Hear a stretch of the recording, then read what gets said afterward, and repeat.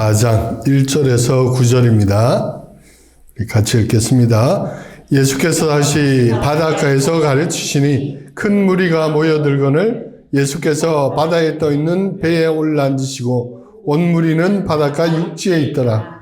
이에 예수께서 여러 가지를 비유로 가르치시니 그 가르치시는 중에 그들에게 이르시되 들으라. 씨를 뿌리는 자가 뿌리러 나가서 뿌릴새 더러는 길가에 떨어짐에 새들이 와서 먹어버렸고 더러는 흙이 얕은 돌밭에 떨어짐에 흙이 깊지 아니하므로 곧 싹이 나오나 해가 돋은 후에 타서 뿌리가 없으므로 말랐고 더러는 가시떨기에 떨어짐에 가시가 자라 기운을 막음으로 결실하지 못하였고 더러는 좋은 땅에 떨어짐에 자라 무성하여 결실하였으니 30배나 60배나 100배가 되었느니라 하시고 또 이르시되 들을 귀 있는 자는 들으라 하시니라. 아멘. 요즘 우리 제주도를 배경으로 하는 유명한 드라마 폭삭소가수다 아주 인기에 방영되고 종영이 되었어요. 근데 이제 육지 사람들이 폭삭소가수다 이러니까 뭐 사기를 당했나 누군가에게 뭐 쏘갔나 이렇게 이제 이해하는데 제주도 말로 매우 고생했습니다. 수고 많았습니다. 그런 뜻이죠.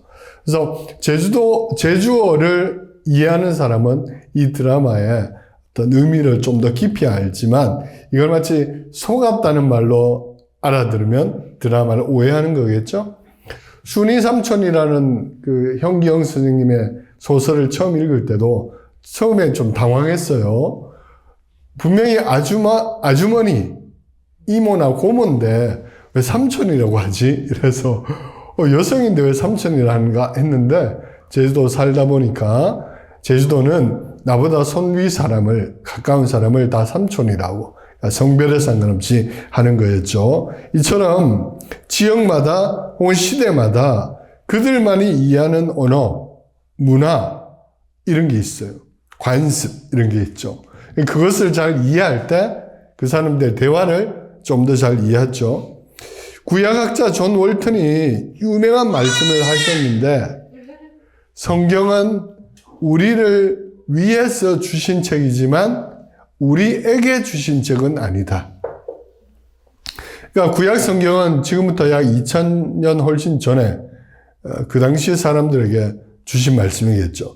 신약 성경도 2000년 전에 1세기 로마 제국 하에서 살던 이스라엘 백성들 혹은 기독교인이 된 이방인들에게 주신 말씀이다. 이런 뜻이겠죠.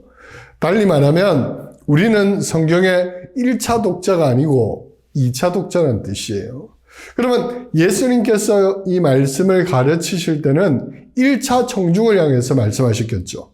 그러면 1세기 팔레스타인에 살던 유대인들이 잘 이해하는 단어, 잘 이해하는 문화, 잘 이해하는 관습을 염두에 두고 이 말씀을 하셨다. 그런 뜻이에요. 그래서 간혹 하다가 우리는 21세기 대한민국에 살기 때문에 오늘 우리의 문화나 언어의 관습으로 본문을 접하면 곡해할 우려가 있고 자칫 오해할 우려도 있다. 이런 뜻이에요. 그래서 우리가 성경을 읽고 또 본문을 깊이 묵상하고 이렇게 할 때는 이 말씀은 1세기 유대인에게 1차적으로 주신 거구나. 그들은 이 본문을 어떻게 이해했을까?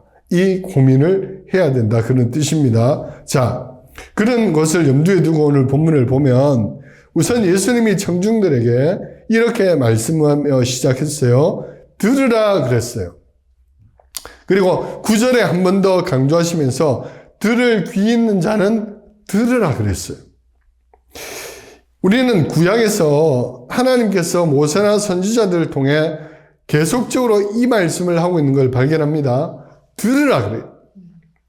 신명기 6장 4절 유명한 말씀이죠. 이스라엘아 들으라 그랬어요. 우리 하나님 여호와는 오직 유일한 여호와시니 들으라고 하는 거예요. 근데 여기서 들으라고 하는 말씀은 1차적으로는 귀담아 들으라 이런 뜻이지만 그 의미와 있는 건 아니죠. 마음에 새겨라. 그리고 들은 말씀을 삶으로 실천하라. 그런 말씀이죠. 그래서 이 6장 4절 이하에 계속해서 뭐라고 합니까? 오늘 내가 너에게 명하는 이 말씀을 너는 마음에 새기고, 그죠? 더 구체적으로 하나님은 뭐라고 하셨냐면은 손목에 메고 미간에 붙여서 표를 삼고 집 문설주에도 바르고, 그죠? 집에서든지 길을 갈 때든지 늘 이 말씀을 토론하고 서로 강론하고 그렇게 함으로 이 말씀을 어떻게 하라? 생활하라. 그래서 구약에서 들으라 할 때는 그냥 우리가 듣는다 이 말이 아니고 듣고 마음에 새기고 삶으로 실천해라 그런 뜻이죠. 우리가 이 말씀 예수님께서 오늘 처음부터 들으라 이렇게 하시고 그 다음에 들을 귀 있는 자는 들으라 이렇게 하신 것을 우리가 주목해야 돼요. 잘 듣는 것이 필요하다 이 말이죠. 혹은 잘 듣는 귀가 중요합니다. 예를 들어서 예수님도 마찬가지지만 내가 설교를 A라고 하는데 누군가는 B로 알아듣고 누군가는 C로 알아듣는 사람들이 많거든요. 혹은 A라고 했는데 A-로 알아듣고. 그 왜 그래요? 자기가 가지고 있는 생각과 가치관으로 걸러듣기 때문에 이것을 곡해하고 이것을 자기 방식대로 듣는 이런 일이 많은 거죠. 그래서 예수님이 가장 강조하신 것은 들을 귀 있는 자는 제대로 들으라 그런 거예요. 하나님의 나라와 하나님의 복음을 바로 들으라 이 말이겠죠. 한 가지 예를 들면 어렸을 때부터 저는 이 말씀을 정말 많이 들었어요. 고린도전서 14장 34절 말씀인데 여자는 교회에서 잠잠하라. 그들에게는 말하는 것을 허락함이 없나니 율법에 이른 것 같이 오직 복종할 것이요. 이 말씀. 근데 이 말씀을 내가 자란 교회에서는 늘 어떻게 가르쳤냐면은 말 그대로 여자는 교회에서 조용하라. 발언권을 가지지 없다. 이런 식으로 가르쳤어요. 그래서 우리 교단은 이 말씀을 곡해가지고 지금도 여성들에게 목사 안수권을 안 줘요. 왜? 여자는 교회에서 잠잠하라고 했지 않느냐.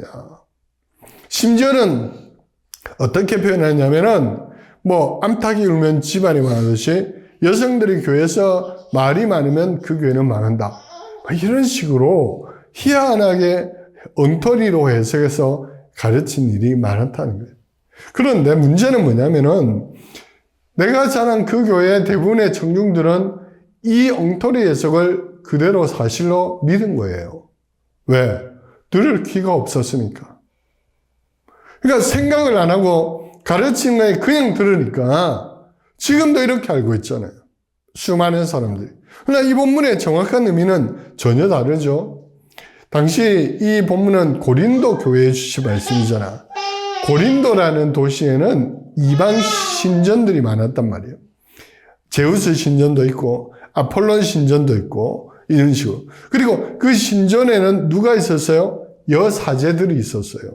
그리고 이 여사제들이 주로 하는 일은 신탁을 하는 거죠. 신으로부터 아폴론 신으로부터 제우스 신으로부터 계시를 받아가지고 그걸 전하는 신탁하는 게 여사제들의 중요한 역할이었죠. 그러니까 이 풍습이 일반화되어 있다 보니까 그런 풍습에 익숙했던 일부 여성들이 예수님을 통해서 기독교로 받아들이고 교회는 나오고 교인은 됐는데 하던 그 관례가 남아있단 말이에요. 그래서 예를 들어서 사도 바울이 복음을 전할 때 혹은 바울이 세운 아볼로 같은 사람들이 복음을 전할 때 이렇게 설교 시간에 예배 시간에 그 여성들이 갑자기 일어나가지고 이건 하나님의 뜻입니다 이러면서 막 하나님이 지금 내게 계시를 주십니다 이런 식으로 이야기를 많이 했단 말이에요. 바울은 그것을 지적하는 거예요. 그렇게 하지 말라는 거예요. 예배 시간에 이방인들이 하듯이 신탁이라고 하면서 갑자기 일어나서 막 하거나 혹은 방언을 하는데 예배 시간에 막 일어나서 여성들이 막 방언을 하고 이러니까 그 예배가 어떻게 되겠어요? 그러니 예배 시간에 그렇게 하지 마라 그런 뜻이에요. 근데 이 말을 전후 맥락, 시대적 맥락 이런 거 고려하지 않고 액면 그대로 문자적으로 해석해서 여성들은 교회에서 잠잠하라 말하지 마라 이렇게 가르쳤으니까 얼마나 엉터리냐. 근데 이 엉터리 가르침을 지금도 그대로 수용하는 사람들이 많다. 들을 귀가 중요하다. 이런 뜻이에요. 사도행전 17장에 보면은 베레아 지역에 바울이 이르러서 복음을 전하죠. 그러면서 본문이 뭐라고 하냐면은 베레아 사람들은 데살로니가 사람보다 더 신사적이어서 말씀을 들을 때에 상고, 즉 깊이 생각했다. 이렇게. 그리고 그 말씀이 어떤 뜻인지를 깊이 생각해서 마음에 받아들이고 믿어가지고 헬라의 귀부인들도 예수님을 많이 믿게 되었다. 이런 표현이 있어요. 그러니까 베레아 사람들 특징은 그냥 듣는 게 아니고 깊이 연구하고 토론하고 묵상하고 그랬다는 뜻이죠. 이게 들을 귀에 들을 귀. 예수님께서 지금 들을 귀 있는 자는 들으라. 그러니까 하나님의 말씀을 제대로 들어라 그런 뜻이죠. 이 맥락이 처음으로 깔려 있다. 그래서 제대로 들어야 뭐 한다는 거예요? 열매가 맺힌다 이런 뜻이죠.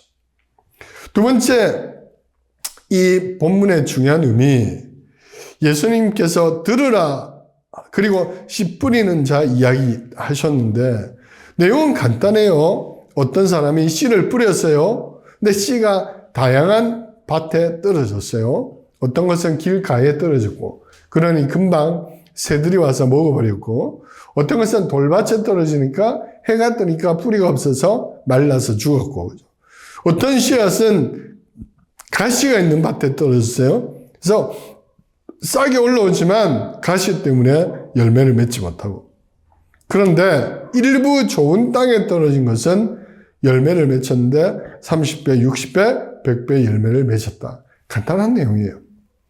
그러면 이 이야기의 핵심이 뭐냐? 예수님께서 들으라 이 말씀에 함축하고 있듯이 말씀을 듣고 실천해라 그런 뜻이죠. 또는 다르게 표현하면은 말씀을 실천할 때 그 말씀은 말씀의 효력이 발생한다 그런 뜻이죠. 말씀이 다양한 사람들에게 떨어져요. 지금 예수님 주변에도 바닷가에 수많은 무리들이 지금 앉아 있는 거예요. 예수님은 말씀을 전하고 있고 복음을 전하는데 많은 무리들이 듣고 있는데 그 중에 어떤 이는 길가 같고 어떤 이는 돌밭 같고 어떤 이는 가시덤불 같다는 뜻이에요. 그 중에 일부만 극히 소수만 좋은 땅과 같아서 그 말씀이 열매를 맺고 결실을 맺는다 그런 뜻이에요. 그래서 이 본문 바로 뒤에 10절부터 무리가 다 가고 난 다음에 제자들이 물어요. 예수님의 뜻이 뭡니까? 다시 물어요. 근데 예수님이 한 번 더 설명해 주시죠. 누구에게? 제자들에게. 그 뜻은 뭐예요? 저 무리들 대부분은 길가와 같고 가시밭 같고 돌밭과 같다 그런 뜻이에요. 너희들은 좋은 땅과 같다. 그래서 이 복음은 너희에게 열매가 맺히고 자라고 이 말씀이 결실을 맺을 것이야 라고 하시는 거예요. 나중에 예수님의 동생 야고보, 예수님의 제자 야고보는 헤롯에게 죽임을 직당하죠. 그리고 야고보서를 쓴 그 야고보는 예수님의 동생 야고보예요. 나중에 또 사도가 되죠. 그 야고보가 예수님의 이 말씀을 들을 때는 몰랐겠지만 성령이 오셔서 깨닫게 하시니까 우리 형님 아니지 주님 우리 예수님이 이런 말씀으로 이런 뜻으로 우리에게 가르쳤구나 깨닫게 되니까 그 당시에 많은 교회들에게 야고보서라는 편지를 써서 보냈잖아요. 근데 그 야고보서의 대부분의 핵심이 뭐예요? 행함이거든. 너희 중에 누구든지 그에게 이르되 평안히 가라, 덥게 하라, 배부르게 하라 하며 그 몸에 쓸 것을 주지 아니하면 무슨 유익이 있으리요? 이와 같이 행함이 없는 믿음은 그 자체가 죽은 것이라. 2장 24절 이하에도 이로보건대 사람이 행함으로 의롭다 하심을 받고 믿음으로만은 아니니라. 또 이와 같이 기생 라합이 사자들을 접대하여 다른 길로 나가게 할 때에 행함으로 의롭다 하심을 받은 것이 아니냐. 영혼 없는 몸이 죽은 것 같이 행함이 없는 믿음은 죽은 것입니다. 그러니까 행함이 동반되지 않는 말씀, 행함이 동반되지 않으면서 입으로만 믿습니다 하는 것은 죽은 것이다. 능력이 없다면. 그래서 이 말씀을 우리가 들을 때에 마음에 새기고 새긴 말씀을 삶으로 실천함으로써 그 말씀이 어떻게 된다? 열매가 맺힌다. 우리가 예수님을 믿는다는 것은 그냥 입으로 아멘, 은혜 받았습니다, 이런 차원이 아니고 이 말씀을 잘 들어서 우리가 살아가면서 삶 가운데 이 말씀을 적용하고 말씀대로 살아낼 때 그 믿음이 완성된다, 그런 뜻이죠. 그래서 유명한 옥스퍼드 신학대학 위클리프 홀의 로널드 코간 학장님은 이렇게 말했어요. 세상에서 가장 멀고 험한 길은 머리에서 가슴으로 내려가는 길이다. 그 옥스퍼드 신학 보니까 얼마나 똑똑하겠어요. 전 세계에서 가장 똑똑한 친구들이 모여서 학문을 연구하고 하는데 이 학장님이 보니까 머리는 똑똑한데 뭐가 없다는 거예요? 가슴이 없더라. 그죠? 근데 여기서 저는 한 발 더 붙여서 그것보다 더 먼 길은 가슴에서 손발로 가는 길이다. 머리로 이해하고 가슴으로 뜨겁게 반응했어. 그럼 어떻게 돼? 손발로 실천을 해야 그 말씀은 살아 움직이는 거다. 오늘날 우리가 살아가는, 우리가 처한 이 사회의 환경은 예수님 때보다 훨씬 더 집중하지 못하는 게 많은 시대예요. 우리가 주일날 예배 드리고 말씀을 듣지만 이내 잊어버리고 이내 이 말씀을 적용하지 못하게 방해하는 것들이 많이 있죠. 당장 텔레비전을 켜거나 유튜브를 보거나 이렇게 할 때 이 말씀을 다 잊어버리게 돼요. 그죠? 오늘날은 너무나도 많은 매체가 있고 또 우리가 직장을 가고 걱정거리가 있고 염려할 게 있고 이러다 보니까 말씀을 말씀으로 살아내는 것 자체가 너무 힘든 시대예요. 그래서 예배를 드릴 때에 말씀에 아멘 하지만 실제 살아갈 때는 아유, 그거는 그냥 설교고 살아가는 거는 내 방식대로 살아간다. 왜? 너무 많은 처세술, 성공하는 법, 그죠? 직장 생활에 필요한 어떤 것들, 이런 것들이 너무 많으니까. 그리고 무슨 텔레비전이나 강연회 같은 데서 그렇게 성공하는 법, 그죠? 이런 것들 너무나 많다 보니까 말씀을 들었지만 이 말씀대로 살면 이 사회에서 성공하지 못할 것 같아. 그래서 우리에겐 말씀 외에 누군가가 알려주는 새로운 저세술 같은 게 필요할 것 같아. 그런 것들이 너무나 많으니까.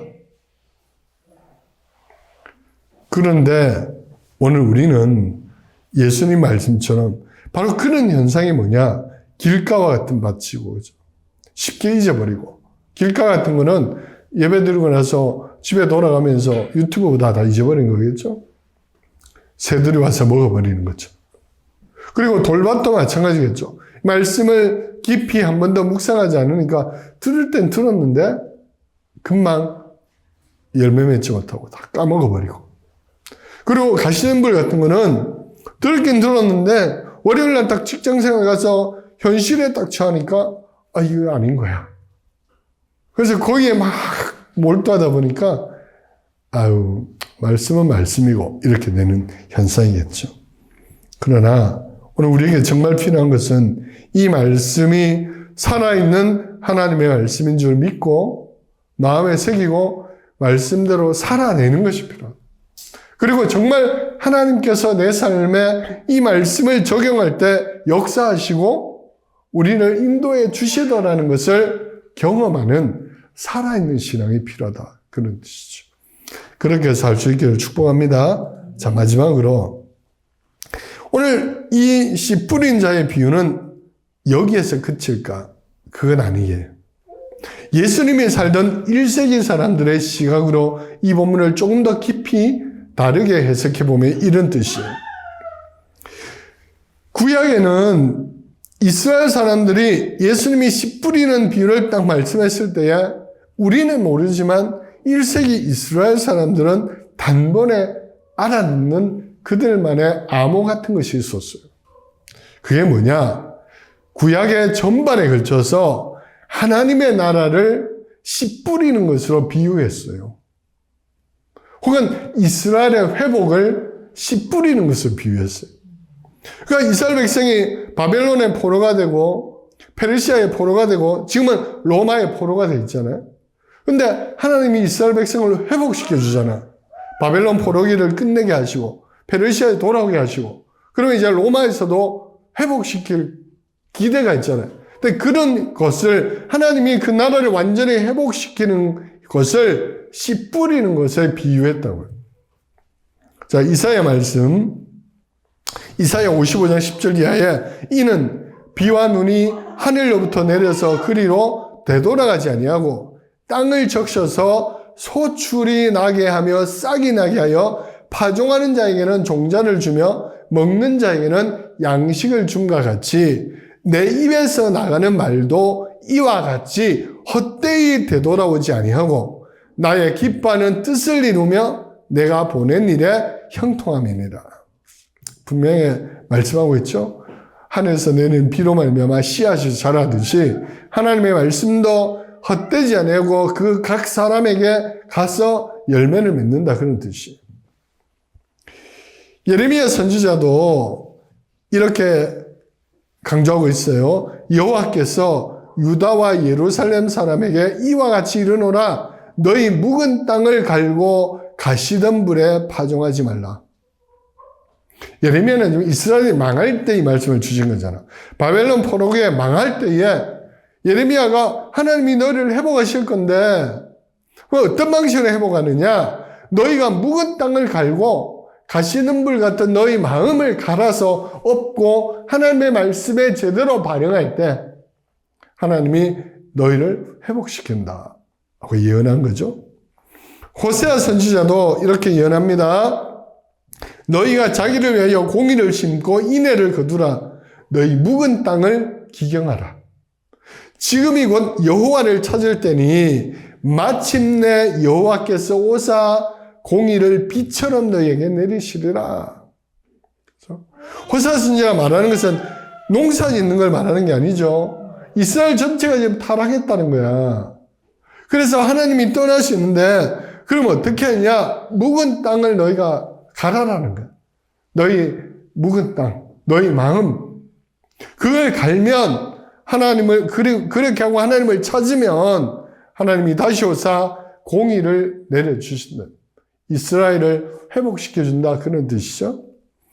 시편 기자는 더 분명히 말합니다. 시편 126편에서 이렇게 말합니다. 여호와께서 시온의 포로를 돌려보내실 때에 우리는 꿈꾸는 것 같았도다. 그때에 우리 입에서 웃음이 가득하고 우리 혀에는 찬양이 찼었도다. 그때에 하나님이 돌아오게 할 때죠. 문나라 가운데서 말하기를 여호와께서 그들을 위하여 큰 일을 행하셨도다 하였도다. 여호와께서 우리를 위하여 큰 일을 행하셨으니 우리는 기쁘도다. 여호와여 우리의 포로를 남방 시내들 같이 돌려보내소서. 그리고 중요한 말씀을 합니다. 눈물을 흘리며 씨를 뿌리는 자는 기쁨으로 거두리로다. 울며 씨를 뿌리러 나가는 자는 반드시 기쁨으로 그 곡식단을 가지고 돌아오리로다. 시편 기자의 이 의미는 뭐예요? 단순히 농사 짓는 게 아니죠. 여호와께서 우리를 돌이키실 때다. 포로된 것에서 우리를 회복시키는 때다. 그것을 씨 뿌리는 것으로 비유했다. 울며 씨를 뿌리러 간 자는 기쁨으로 곡식단을 가지고 오듯이 하나님의 공의와 정의를 행하는 자는 이스라엘 나라가 회복되는 것을 경험하게 될 것이다. 그런 뜻이죠.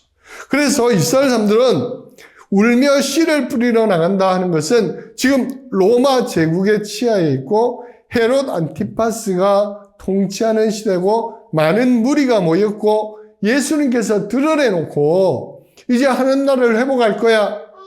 로마를 물러가게 하고 헤롯을 물러가게 하고 하나님이 통치하시는 새로운 나라가 오게 할 거야 라고 설교하면 어떻게 되겠어요? 바로 구속되겠죠. 세례요한처럼 죽겠죠. 그래서 예수님이 그래서 비유로 하신 거야. 그들에게 익숙한 비유. 씨를 뿌리러 나간 자가 있다 얘들아 하면 이 사람이 그 중에 이 구약을 잘 아는 사람들 어떻게 하나님 나라가 회복되는 것을 말하는구나 알아듣는 거죠. 그리고 그 하나님 나라는 많은 군중을 통해서 일어나는 게 아니고 좋은 땅과 같은 소수의 헌신된 자들을 통하여 공의와 정의를 행하는 그들을 통해서 하나님의 나라가 회복되겠구나. 지금 예수님 옆에 있는 이 제자들, 작게는 12명, 많게는 70명, 더 많게는 한 120명. 이 무리에게 예수님이 너희를 통해서 하나님의 나라가 지금 시작되었고 하나님의 회복이 이루어진다고 하신 말씀이. 에스라사서, 이건 외경이에요. 정경은 아니고. 거기도 이런 말씀이 있어요. 농부가 땅에 많은 씨를 뿌리고 수많은 모종을 심지만 뿌려진 것들이 다 때에 맞게 자라지는 않고 심긴 모든 것이 뿌리를 내리지는 않는 것처럼 세상에 뿌려진 모두가 구원을 받지는 못할 것이다. 그래서 오늘 이 씨 뿌린 자의 비유에서 예수님이 하시고자 하는 것은 지금 씨 뿌린 자, 예수님 자신이죠. 내가 와서 씨를 뿌리고 있다. 즉 하나님 나라 회복하는 일을 시작했다 이거야. 복음을 지금 뿌리고 있다. 근데 이 복음의 대부분의 사람은 길가같이 반응할 거다. 그리고 돌짝밭같이 반응할 것이다.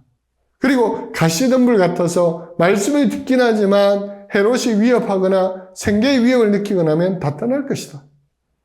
실제로 무리는 다 떠났잖아. 그러나 너희들은 좋은 땅이다. 그래서 너희 안에 이 말씀, 복음이 들어가고 심겨지고 열매를 맺을 거야. 그리고 너희를 통해서 30배, 60배, 100배의 놀라운 부흥이 일어날 거다. 이런 것을 가르친 거예요. 그리고 실제로 예수님이 3년 뒤에 부활하시고 오순절 성령께서 오셨을 때에 그 예수님의 제자들 통해서 놀라운 30배, 60배, 100배의 열매가 맺히잖아요. 성령이 오시니까 막 놀라운 부흥이 일어났잖아요. 자, 말씀을 맺습니다. 오늘날도 이와 비슷한 우리 시대를 살아가는 것 같아요. 왜곡된 기독교 현상이 너무 많죠. 언론에 등장하는 기독교 혹은 일부 목사들은 무언가 이상하고 몰상식하고 무례합니다. 세상 사람들에게 엄청나게 비난을 받아요. 그리고 많은 교회들에서 혹은 대형 교회에서 전해지는 메시지라고 해도 들어보면 엉터리도 너무 많아요. 복음이 아니라 만남 같은 것도 많고 무슨 정치 뭐라고 해야 되죠? 투쟁 같은 뭐 이런 것들도 많고. 그래서 우리가 늘 그런 걸 듣고 경험하고 보고 하니까 하나님 나라가 왜 이럴까? 이렇게 고민할 수 있어요. 하지만 예수님 때도 그랬다는 것. 하지만 예수님은 소수의 좋은 땅을 주목하셨다는 것. 그죠? 제자들처럼 예수님 말씀에 신실하게 반응하고 그 말씀대로 살아내고 그 복음에 합당한 헌신을 하는 좋은 땅은 어디에나 있었다. 오늘도 이런 좋은 땅과 같은 교회는 있다. 그리고 그런 교회로 우리가 살아내고 그런 신자로 살아낼 때 하나님의 나라는 계속간다. 그리고 확산되고 복음은 전해지고 열매를 맺힌다. 그런 뜻이죠. 그래서 우리는 다수의 돌짝 같고 길가 같고 이런 것 때문에 화내거나 뭐 열받거나 할 필요 없어요. 어차피 역사적으로 늘 하나님의 진실한 교회는 소수, 군중이 되고 무리가 되고 커지면 왜곡되고 이상하게 되고 늘 그래 왔어요. 그러나 그 가운데서도 하나님의 신실한 종들이 있었다. 소수의 열매 맺는 땅이 있었다.